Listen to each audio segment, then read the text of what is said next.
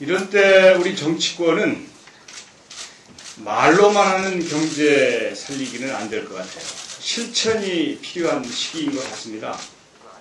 정부 여당이 경제 살리기 운운한다고 해서 저는 말로만 하지 말고 제발 실천해 주십시오. 이렇게 요청합니다. 2007년 대선 때 이명박 대통령은 경제를 화두로 내놓고 대통령이 됐습니다. 그래서 아마 국민 여러분들께서 경제 하나만은 확실하게 해주겠지.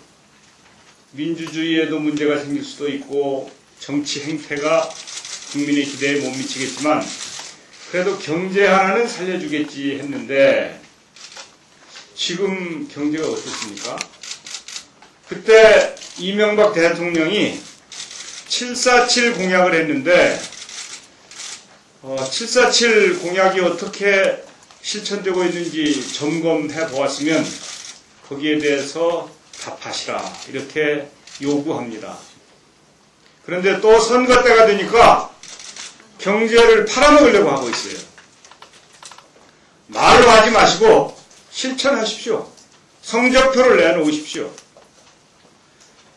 우리 경제가 이 위기를 극복하고 국민 여러분의 기대에 부응하려면 국민 통합이 이루어져야 됩니다. 그런데 국민을 분열시키고 있지 않습니까?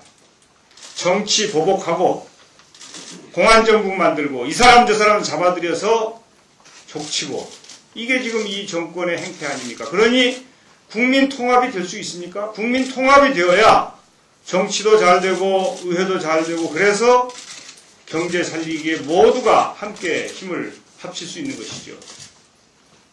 말로 하지 마시고 국민 통합을 이루기 위한 노력을 하십시오. 남북 문제는 경제 문제다라고 그렇게 우리가 얘기를 했지 않습니까? 개성공단이 이 지경이 된 게 뭡니까? 아니 개성공단을 제2, 제3공단을 새로 만들어도 부족할 텐데 그거 애써 만들어 놓은 거 하나 유지도 못하는 정권이 바로 이명박 정권 아닙니까? 참으로 무능하기 짝이 없는 정권이죠. 개성공단이 잘못되기라도 해보십시오. 그거 다시 만회하려면 엄청난 노력과 시간이 필요합니다. 그리고 우리 대한민국 경제 신인도가 형편없이 떨어질 것입니다. 국민을 또 현혹시켜서 경제라는 얘기로 표를 얻으려고 하지 말고 실천하십시오. 그리고 747 어디가 있는지 그 성적표를 내놓을 것을 이명박 정권에게 요구를 합니다. 지금 한나라당이 의석이 부족해서 경제 못 살립니까? 어디에다가 의석 타령을 하겠습니까? 의석이 넘쳐서 문제 아닙니까? 오히려 좀 한나라당 의석을 줄여야 그래야 아마 여당이 제 역할을 할 것입니다. 지금 각종 현안에 대해서 여당 내부에서도 목소리 조율도 안 되고 의견 통일도 안 되고 정부하고 또 서로 의견이 다른 것은 더더욱 말할 수 없는 그런 상황이 계속 전개되고 있는 상황을 보면서 이렇게 무능한 여당을 앞으로 있을 4.29 재보선에서는 분명하게 견제하고 지난 1년 동안의 실정을 국민 여러분들께서 심판해 주실 것으로 저는 확신을 합니다. 원래 제대로 예산 편성했으면 추경은 필요 없는 거 아닙니까? 그리고 이 추경은 모두가 국민의 빚으로 하게 되어 있는데 거기에 대해서 전혀 반성하거나 사과하거나 부끄러워할 줄 모르는 것이 이명박 한나라당 정권입니다. 거기에다가 민주주의를 파괴하고 공안 탄압을 하고 국민 분열 조장 행위를 서슴지 않고 있습니다. 어떻게 법대로 군 법무관이 헌법 소원을 한 것을 가지고 법무관을 파면을 합니까? 이게 권위주의 시대의 일이지 지금 있을 수 있는 일입니까?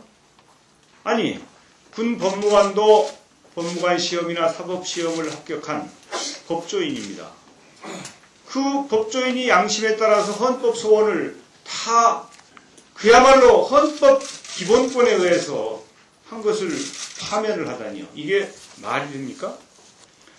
또 예산 쓰는 것을 보면 원래 청와대 비서동 신축하는 것을 국회에서 작년에 예산을 삭감했지 않습니까? 그것도 작년 예산이라고 하는 것은 한나라당이 일방 처리한 거 아닙니까? 그런데 예비비를 써가지고 비서동을 신축하고 있다는 거 아닙니까? 그것도 원래 본 예산보다 돈을 더 들여서 한다는 것이죠.